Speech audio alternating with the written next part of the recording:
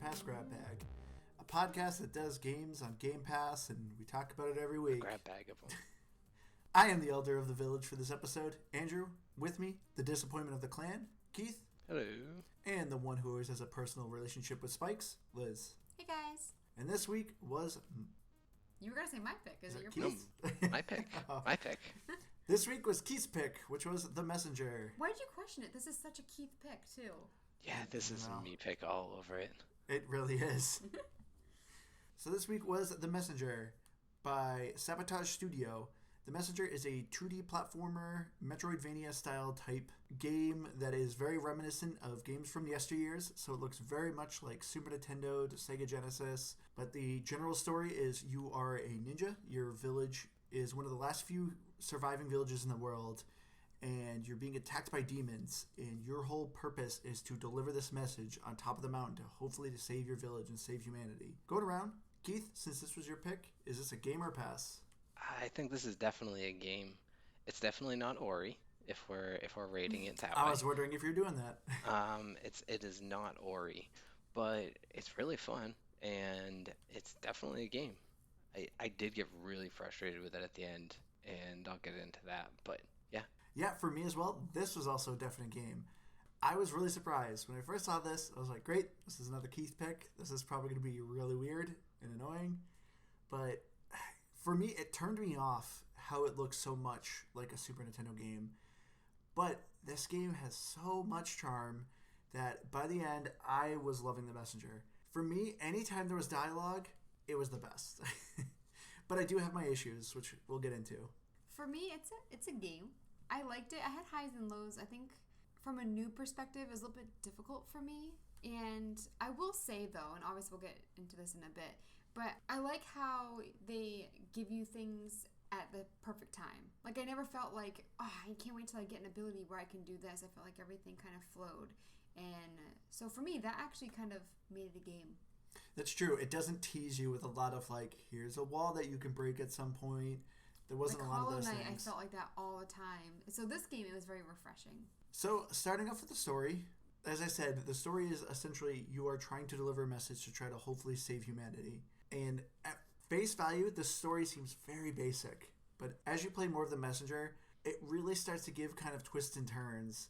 And I was loving the story. Anytime there was any dialogue, cinematic, anything like that, those were always my favorite moments. I heard you laughing at the skeleton who you think he's this tall skeleton like monster, and then he gets down on the ground and he's super short and you just lost it. And then he's on stilts later, right? Yes, this game just... The Messenger just has so many, like, really cheeky moments that just really kind of throw you out of left field. So when you first are playing this game, you're kind of seeing it, like I said, it looks like, you know, Super Nintendo, really basic, but then the characters are just so hilarious, and the dialogue is so clever. Like, there's just a ton of puns, there's a ton of clever stories. It actually had me laughing out loud a good amount of times. And the shopkeeper, for me, he made the game fun. I think if the shopkeeper wasn't there, I wouldn't have been as interested. But he's kind of like helping you along, but is also kind of snarky. And I was really curious, did you guys have a favorite story that he said? Because not every time you go to him, but pretty frequently he has a story that he can share with you. Did you guys really like any of them? I'm trying to think. There were so many of them that were so good. I felt like some were just sad. What was it? The one that stood out to me was the werewolf, about the guy who goes out hunting werewolves with his wife, and then they get lost with each other, and then Yeah. he finds out his wife was the werewolf. Oh, the Messenger ruins the story, and the shopkeeper just gets really mad at you. I Well, love that one. Well, even when he goes and he like asks him for any ideas for a title or whatever, and he's like, I don't know, the Werewolf Bride, and he goes, great, that's excellent. Really? No, it's terrible. You give the whole story away. Like, it's just the dialogue is so much fun. Like, I spend so much time in the shop more than I would normally in a game like this. What are you, Andrew? It is hard to say, because for me, it wasn't so much just one story. It's just any of the dialogue with him. It's really kind of hard to pin. There was one story that actually was generally kind of depressing. The Frozen one? No, there was one about a boy who's trapped in a well. And it's very much a story talking about the developers of this game and how they had this vision, and there was like a select few people that encouraged them to make this game, in which while he's telling this story, like there's pop-ups coming up on your screen thanking like specific people that apparently were influences to the creators' lives. And the shopkeeper just ends the story, you think that they live happily ever after and they get rich and famous and have this super popular game, but sadly not all stories are happy endings. And it was like really kind of sad and depressing. And I was like, man, where did this come from? From like the entire time the shopkeeper is giving you these funny stories, he did this one that really kind of hurt. It's like, man, sad. I thought the one that the guy ends up finding his parents frozen an age that they were younger than him, that one was really sad. I think it was the first one that he said, I could be wrong about that, but I thought was really interesting, where there's a servant and he can't read, so he gets fired. He opens up a bunch of tea houses because he wants to decompress after hearing this bad news, and when he finds out there aren't any, he opens a ton up and he becomes a millionaire. And the guy working for him, I think it was an accountant, said, if you are a millionaire and you can't read, imagine where you'd be if you could read. And he said, I'd be a servant. And I was like, oh my gosh. It was very inspirational at times, even. But I as far as the dialogue with the shopkeeper too, did you push your buttons with the cabinet? Oh, so many times. Did you go all the way with it? Yes. Did you notice there was a couple times you were supposed to do it? I don't know if you got far enough, Keith, but there's actually one point where the shopkeeper is not in the shop. Yes, and you try to go to the cabinet and do it all over again. It does a whole nother set of dialogue tree that is really funny. Oh, I didn't push my luck on that one, but I know what time you're talking about. Wait, so what's in there? You don't have to. You can edit this out. Leave them hanging. Well, you find out only about halfway through the game. It's not a huge spoiler. It's not, but last time I tried to tell you a spoiler, Liz, you ruined it for everyone anyway. So mean. Fine, I'll just wait until after. Fine. What I loved about the cabinet? Yeah. Robes. No. It's a cabinet. That was the whole reveal. He goes, what did you think was going to be in there? It's just a cabinet. It's not ordered from Wayfair. We can confirm that.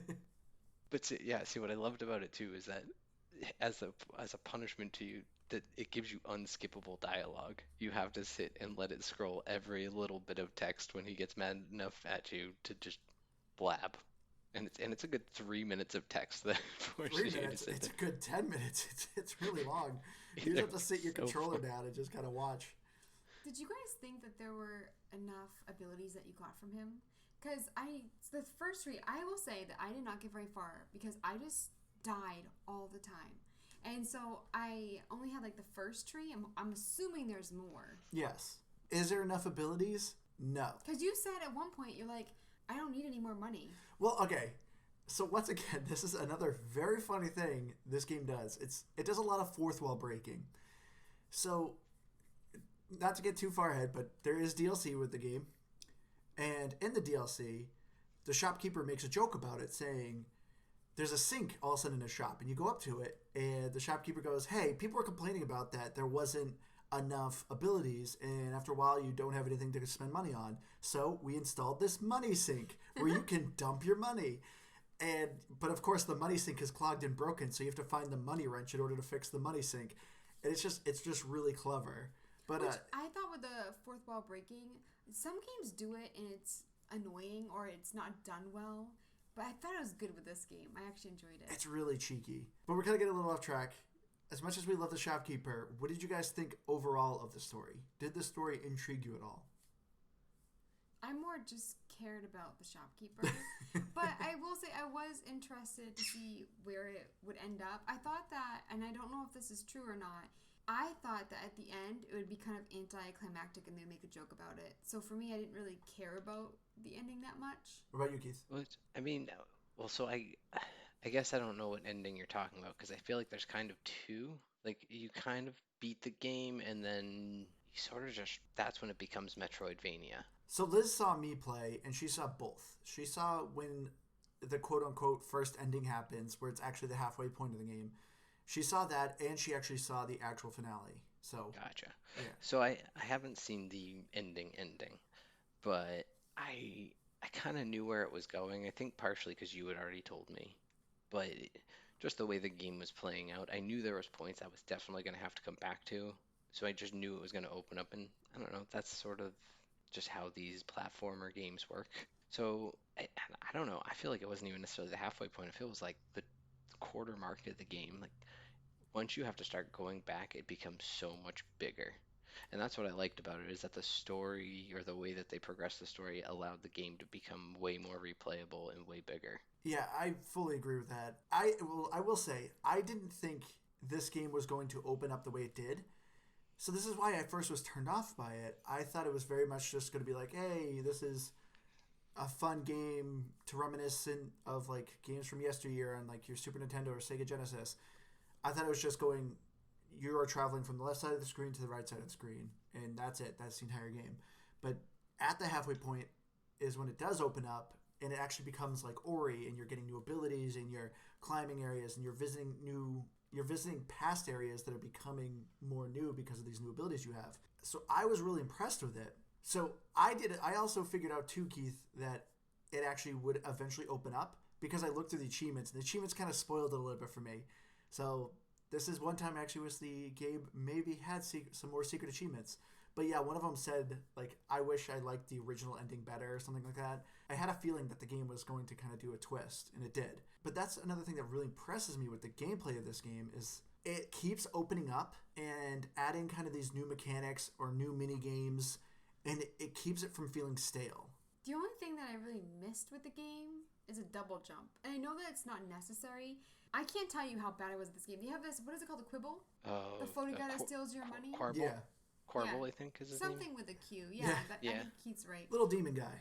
And when you die, he starts taking your money, and then when he gets bored or he gets enough coins or whatever, he goes away. And one of the first abilities that I wanted to get was that it would half the time that I had him because I just died all the time. But I only got to the point where you had the climbing claws, the shuriken, which is your throwing thing, right? Yep. Your ranged attack, the wingsuit, and the rope dart. And That's I thought really it. those abilities were all you needed, except for, like I said, I only wanted the double jump because I was so bad at falling when I'm, swinging my sword. Yeah, I think the only thing that you're missing, and I don't think I ever got, what was it, like the Lightfoot Tabby or something? Yeah, you get that like really close to the end of the game. I actually thought yeah, that ability was a little misused. I felt like they Is could it like a dash, basically? No, it essentially lets you run on water or lava, but you have to constantly be moving. If you stop at all, you will sink to the ground. So there's some areas that have spikes, but just enough water where you can essentially kind of run over the spikes and not get hurt. But they only used it for like, I don't know, the last half hour of the game. And I thought it was a cool ability. They just didn't use it much. Yeah, I was definitely looking for it at a couple different points, but I didn't really know what it did.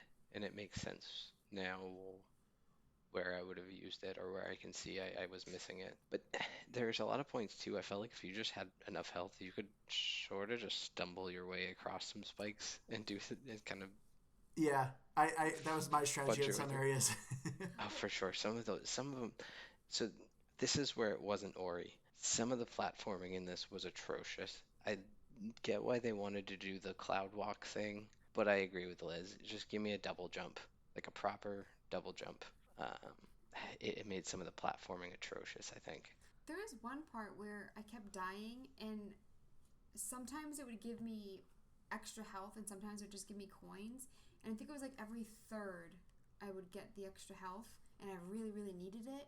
So I thought it was interesting that they actually kind of switched up what you got sometimes. Like you said, every third. How many times did you die in this spot?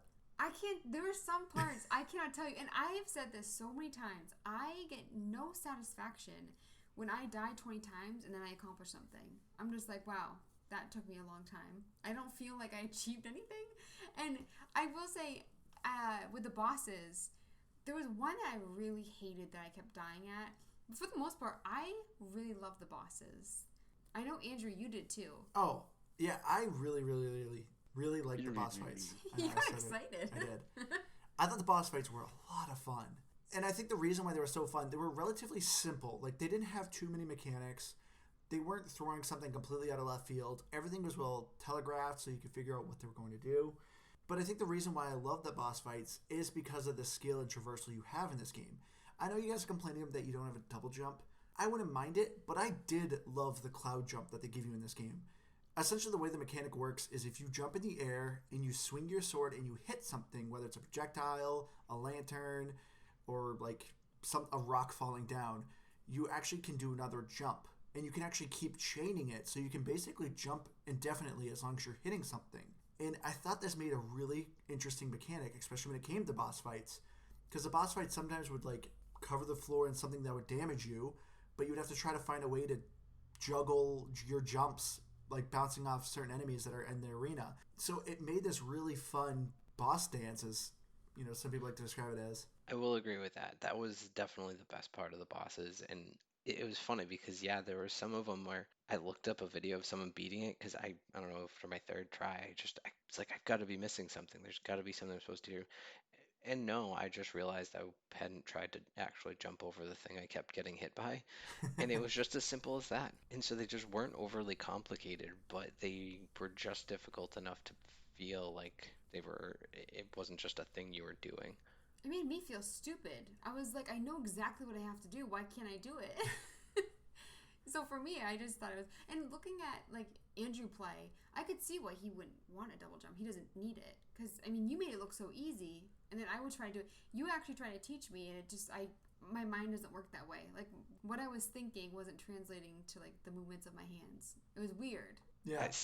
I'm the same way, and this is the same reason I struggle in first-person shooters is my Twitch reaction skills. I end up hitting wrong buttons a lot. So there'd be times I'd be trying to chain my jumps across, some monsters that are flying, and I'd end up throwing a shuriken and killing all of them, and I would lose my whole entire cloud walk and die. So the part I got really stuck on was exploring late in the game. I went to the cloud ruins, and assuming I was going the right way, you go backwards the whole way, and you constantly can see the path where you should be going, but you just can't. So you keep going, and I got stuck at this part where you have to chain cloud walk across these, like, I don't know, it feels like 150 of the purple floating ladies. I know what area you're talking about. That area drove me insane. I think I died 30 plus times before I finally just called it. And I was like, well, I don't think I'm ever going to be able to get past this. And you can't get back to any teleport points. I'm just stuck there until I get past that. I will say, I think that moment was probably the hardest traversal part that you actually have to play for the main game. There are some like hidden challenges where you go and collect these power seals, and some of those are crazy difficult. I'm only like 11 away. There's like 48, and there's like 11 I need to collect. But there's one. I'm like, there's no way I'm going to beat this, so I'm not going to bother going for these things anymore. Which kind of made me sad. But some of them are very difficult. I feel like if you can't do it, like, I mean... But I like that the Q guy, he always tells you, like, oh, you've died this many times. Oh, I've collected this much money because you keep dying. Yeah. I think at one point I caught a count over 200 deaths, so... My final death count, I think, was like 278. See, mine were very late in the game, too, because I would just get to points where I'd just start getting so frustrated that I would just over-rush things and just do a bunch of dumb stuff. And so that's part of it, too, is if you're like me, at least, maybe not everyone's like this, if you're getting frustrated with the game, you're better off just walking away, at least for 10 minutes even, because if you're doing it angry, it's just so much harder. Yeah, I started and stopped this game so much. I would play 5 minutes, and if I didn't like the section, I would just go back to it. Or like if you're hungry and you're like getting that irritability and you're just like, I can't right now, I can't. And you have to put the controller down. That happened to me a lot. And I know it's probably a little bit early, but I did want to mention too that while I was playing the game, Andrew saw this, he can confirm. Insane. Yeah, he's like, how do you keep finding all these bugs? And so I was playing, and then all of a sudden my character went invisible. And so, What? Yeah. And so I was able to beat the boss because I was able to beat the boss because I wasn't taking any damage. And then I tried to leave, and it wouldn't let me progress further. I had to exit out, and then at that point I was frustrated. I just had Andrew beat the boss because I was like, I can't do this again. I don't know how she triggered it. This was during the boss fight against the Quill Queen. And yeah, Liz, somehow her character went invisible, but she could swing her sword and you could see the sword. So she couldn't take damage, but she could hurt the boss. And then when she killed the boss, it still did the dialogue, it still did the story, but it also wouldn't let her progress to the next screen. But this game seemed so stable. I had no issues with glitches or anything like that. Liz somehow gets one. Well, maybe it's because I died so many times by that one boss. Because the other bosses after her, like, I didn't really struggle with that much. But for some reason with her, like, I can't even count how many times I died. So maybe the game was just like, she can't do this. You really need to get a job as like a video game tester. You would fix so many bugs and like catch them for people.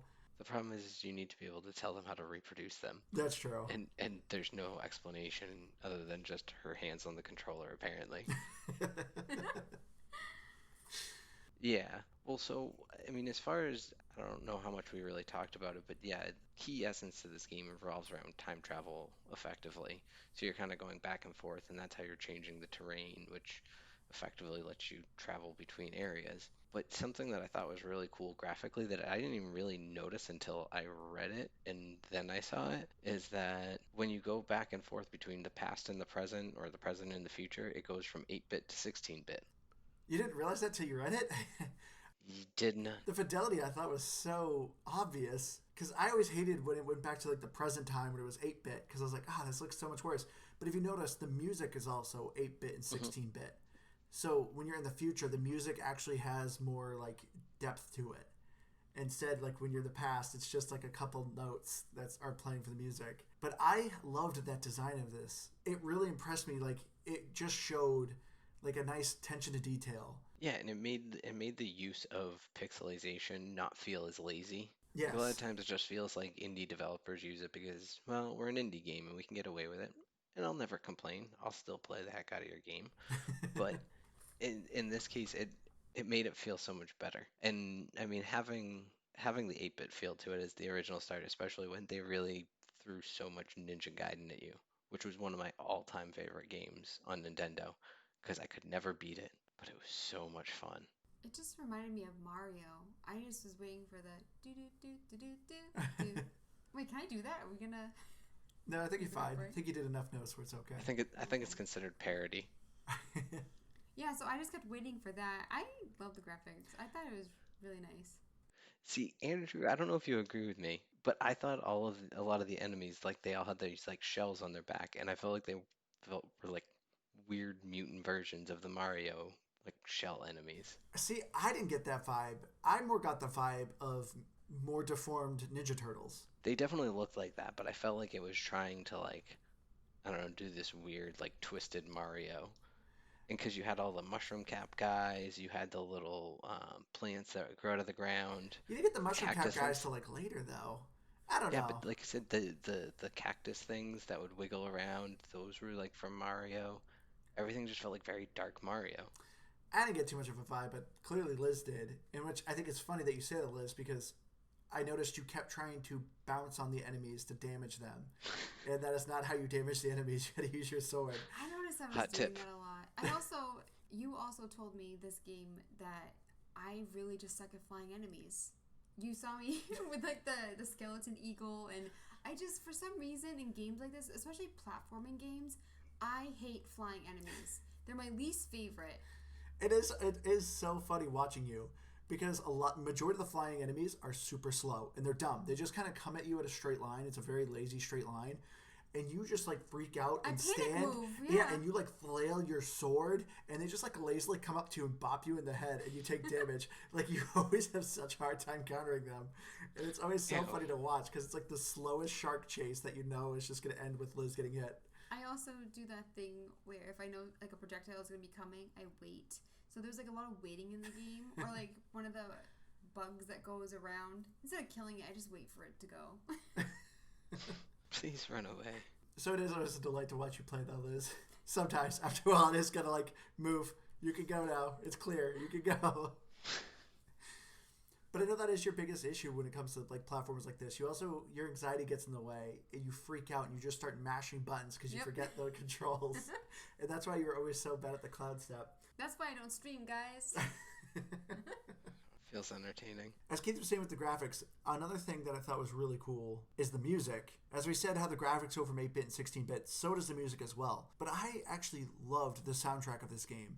Just about any area I went to, I thought the music was really striking. It fit the environment really well. And it never got tedious. Even though it is a very basic soundtrack, like that you would get from a Super Nintendo game, it never it never was irritating to me. See, whenever I stopped playing, that's when I realized that the music was kind of a bit much for me, because I'd feel like a relief. I'd be like, oh, it's over. But I also want to say that this game, I don't know why, but it was so loud.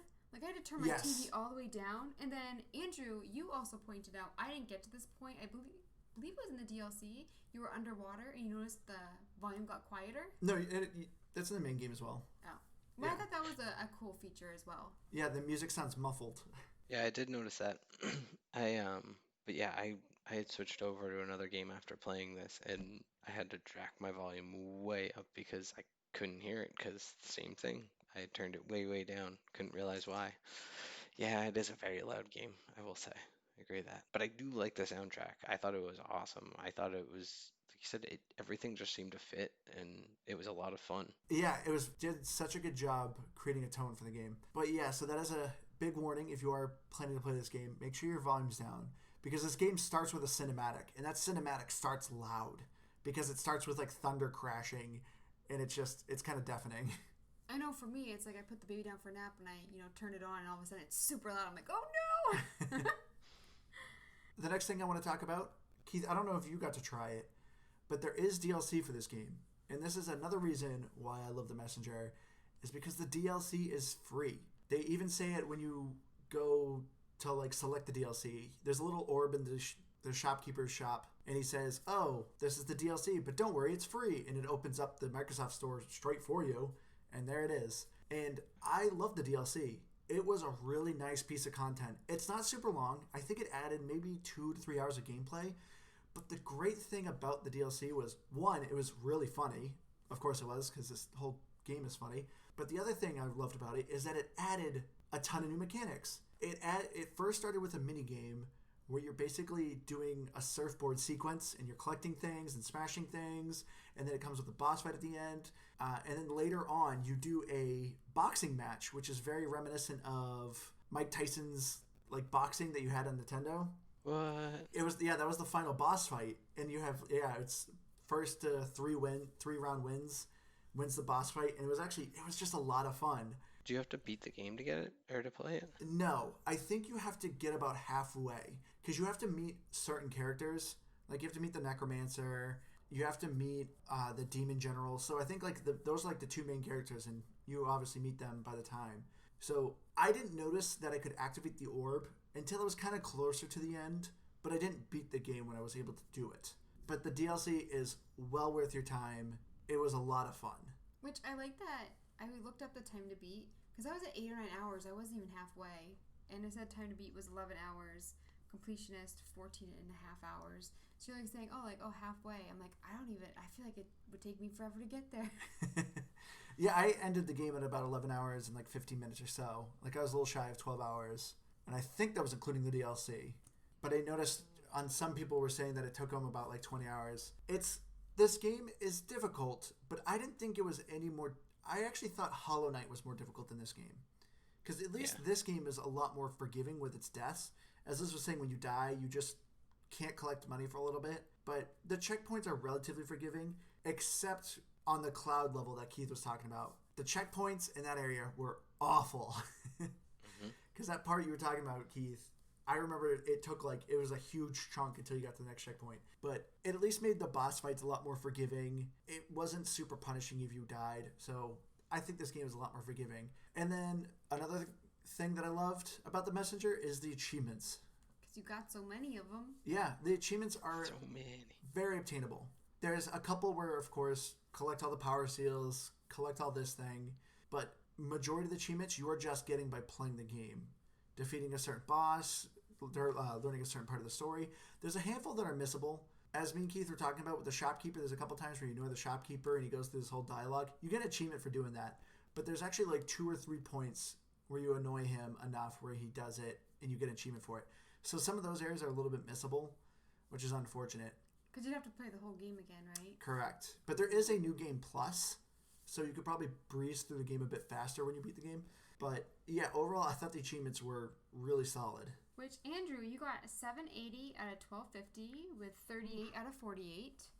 Keith, 375, and you got 20 out of 48. And for me, typical platforming score. I'm last. That's okay. 165, 11 out of 48. I suck at platformers. Yeah, that's commendable. I'm just glad I finally took my rightful place as second place. My rightful spot is second place. But getting to our final thoughts, Keith, what did you think of The Messenger? So I went into this game with pretty high hopes. Like I said, when I watched the trailer, I immediately could tell there was some old school Nintendo Ninja Gaiden feel. They make jokes about it like right at the beginning of the game, so they let you know, hey, this is what we're planning with it. It's funny, just start to finish. It's frustrating as heck sometimes, as I described, but it's still very beatable and it's not overly difficult. And I think it's really worth playing. And solid 84, but it's also not Ori. Just again, for the record. So as I said, I love this game. At first, I thought I was going to hate it. It just seemed like, because to me too, whenever you play old games, you forget how punishingly difficult they were. You always had a set number of lives. If you lost, game over. Your game's deleted. You have to start all over. So I thought this was just going to be one of those. It was just going to be frustrating. It was going to be difficult. But it was a lot of fun. It had so much charm. There was many moments where I was laughing out loud. I thought the writing in it was top notch. The story I found really interesting.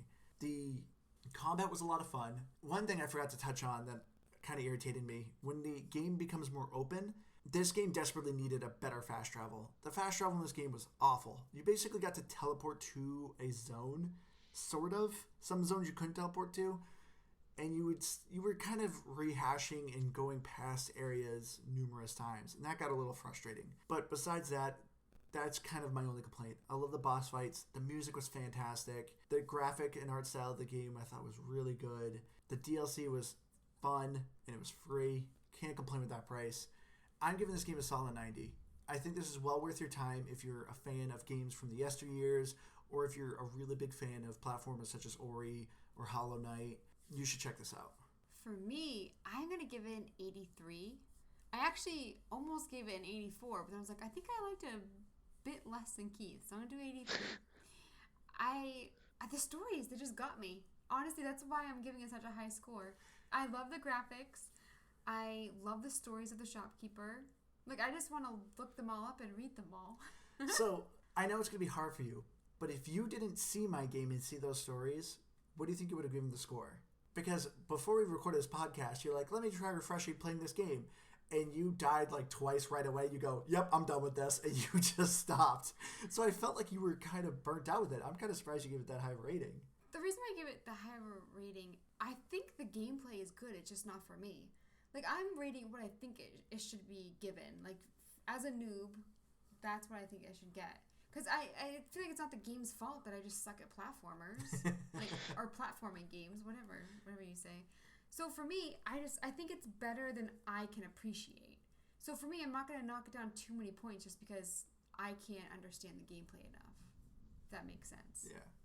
So looking at Metacritic, when I checked, there was only one from a critic. They give it a 90 and said, there really aren't many negatives to The Messenger, but it certainly won't be for everyone. It is challenging and will take time to get through depending on skill level, especially for completionists. So I looked at some of the other consoles, and on Switch someone wrote, you literally do nothing but jump and swing your sword. And someone who gave it a 0 because they hated the final boss fight. They thought it was too frustrating, they couldn't do it.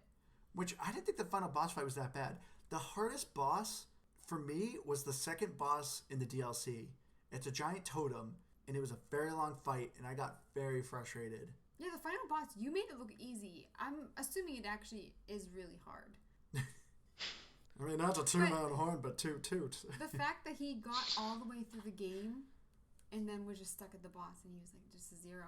He hated the boss fight that much. That is unfortunate. Like, games that just get hindered by an awful final boss, like Quantum Break. The final boss of Quantum Break was atrocious.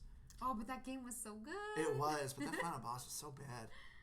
We've been doing a lot of platforming games, I feel like. Well, it's because we have Keith on the podcast. I know. Every week I find a new one. That should be the new intro, and it's mine. Where every 3 weeks we pick a new platformer. But I think that's going to do it for us this week. Thank you all so much for joining us again. I have been your Hardcore Gamer host, Andrew. You can find me on Xbox Live at Firebird01952. I'm also on Twitch at twitch.tv/firebird01952. If you want to write us an email, we are at gamepassgrabbag@gmail.com. We are also on Facebook. And if you do feel so inclined to support us, we do also have a PayPal set up on our Facebook. If you do feel so inclined to support us. Greatly appreciate you guys just checking us out and listening. And we always love you guys. I'm Keith. I've been a part of this podcast.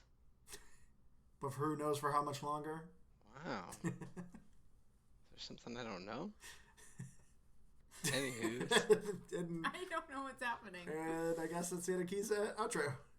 I was just Bye, thinking everybody. that quote, I'm quitting this band. I'm going solo. What movie is that from? I don't know. Oh, I thought Flight of that's the Conchords? No, I don't think so.